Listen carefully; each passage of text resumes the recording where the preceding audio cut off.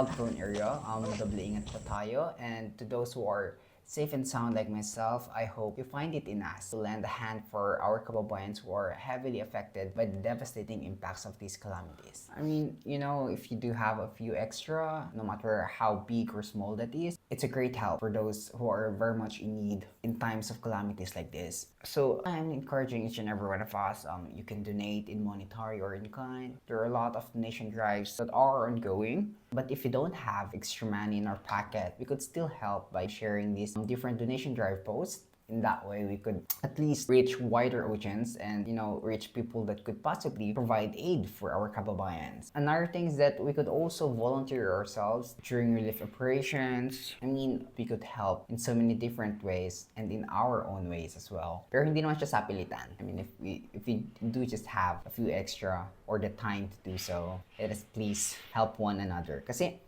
tayo-tayo na lang din yung tutulungan. Alam nyo yan. Parang wala namang balak kasing tumulong ng, mga hinalal, mga nakaupo, na binabaan ng mga budget, na dapat gumagawa ng mga projects that would mitigate the impacts of these calamities. So, kung di nila tayo tutulungan, let's just help one another. And of course, let us hold them accountable for their wrongdoings. That's why we need to act, we need to speak up, because your voice matters, your health matters, and you matter, of course. And though, speaking of, helping out our kababayans, a friend of mine who are currently volunteering in the office of the Red Cross notified us that they are in need of blood supply. I don't know if they're running out of blood supplies or they just need a specific blood type, but which is which, I hope we also find it in us to practice donating blood, make it a habit, because each bag of blood that we are donating could be the hope of someone to live another day.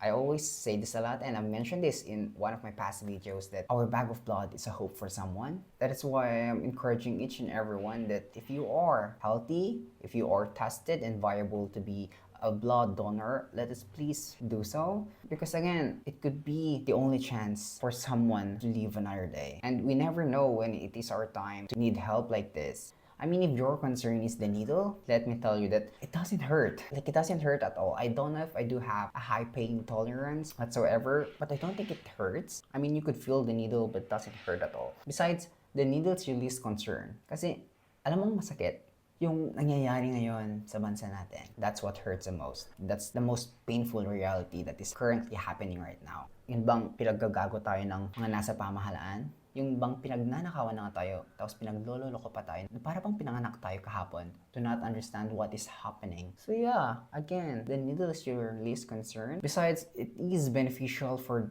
whoever would receive the blood, and likewise for you as a donor yourself. And that's actually why I am finishing up getting ready, because I am heading to their office right now, and I am going to donate my last bag of blood for this quarter. But in my case, it's such a shame that I've only get to donate 3 bags of blood for this year, because our max is 4 bags of blood each year. But I guess 3 is not that bad, right? 3 is better than none. Oh, speaking of donating blood, I am contemplating to have a tattoo. If nagpatattoo ka, diba, is hindi ka pwedeng mag-donate for like at least 6 months prior nung kailan ka nagpatattoo. So I've been contemplating a lot. But as a person who gets tired easily of something, I think I'm still not ready to have something permanent in my skin, on my body. So with all of that mentioned, my Fort Pro bought these temporary tattoos, and I got one and tried it on. So let me show you.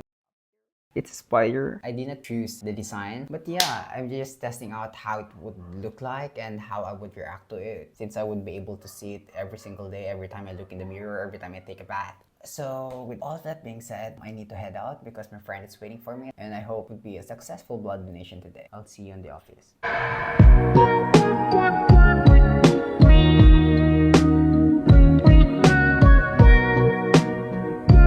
Open pa for blood donation.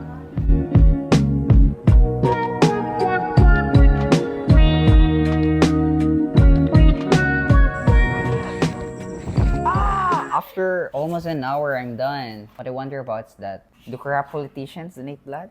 I mean, galing din naman sa dugot pawis ng mga mamamayan yung binubulsa nilang buwis nila. So, The least they can yeah, do. it's the least that they can do. Kahit yun lang naman sana. Yun lang yung ibalik ninyo. If you can't give back the money. I mean, you are very fit na magbulsa ng pera ng bayan. I hope you are also fit to donate blood. I mean, food for your thoughts. Once again, I want to encourage each and every one of us that if you are fit to donate, if you are viable to do so, please do. I encourage each and every one of us, please exercise that and make it a habit.